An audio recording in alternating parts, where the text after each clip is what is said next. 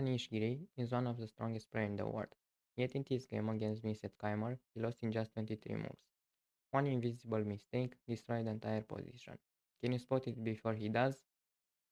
Let's go quickly through the opening. By the way, this game was played at Tata Steel 2026, a very recent tournament.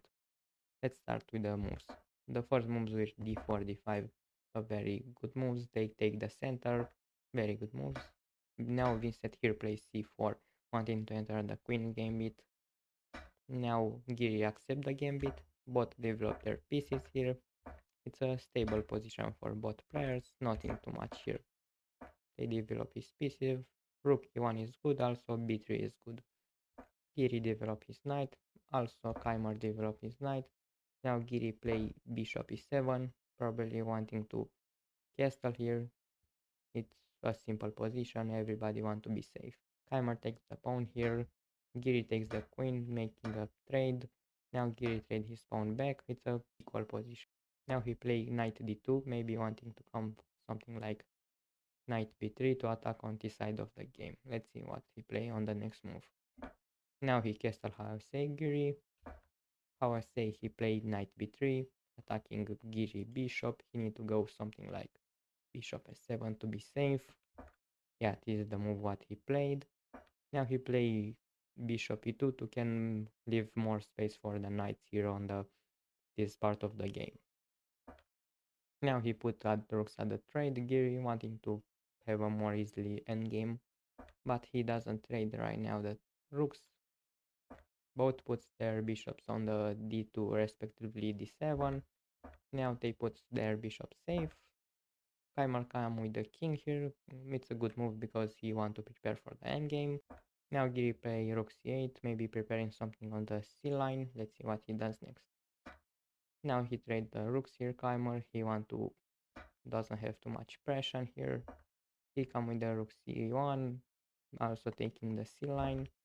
He play h6, that's safe move, nothing too much. Here is an interesting move, knight e4, because he maybe can come something like knight c5 and attack on the b7 pawn and create problems for the black. Now here it's an interesting move played by him, because now he sacrifices knight, but also attack his knight from the Keymer. Now if he take the knight here, he also take Keymer knight and it's an equal position. That's exactly what happened in the game. Now here he plays rook c7. That's not a good move from Keymer. He want to attack the pawn from b7, but it would be better if he attack it with a knight e5 here maybe, because rook can be trapped easily with bishop c6 and he doesn't have where to go with the rook and he's maybe gonna lose it here. It's not that good. But Keymer was lucky because also Giri didn't see the move bishop c6. Now Keymer make a great move, attacking the b7 pawn, also with the knight, also with the rook. And here is the blunder from Giri. Now I have a quiz for you. I'm gonna give you 3 moves. One is correctly, also the move that Keymer did in the game and won the game. The moves are next ones. b3, simple move to attack the bishop. Next move is rook take b7, take the pawn. And the last move is rook c4. What move did you choose from these 3 moves? Type it in the comments. Now let's see what Keymer plays. Keymer's play rook c4, the good move.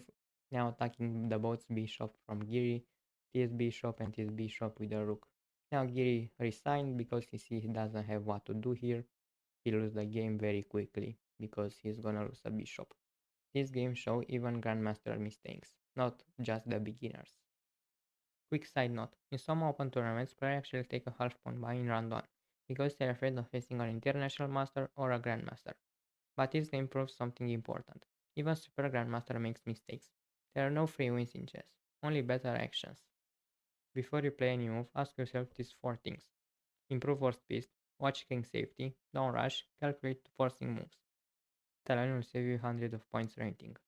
If this can happen to a super gem, it can happen to everyone. The difference is, stronger players learn from it. If you enjoyed this breakdown, every 100 YouTube subscribers, I give free one chess training session to one subscriber. So if you want to improve faster, subscribe. See you on the next lesson.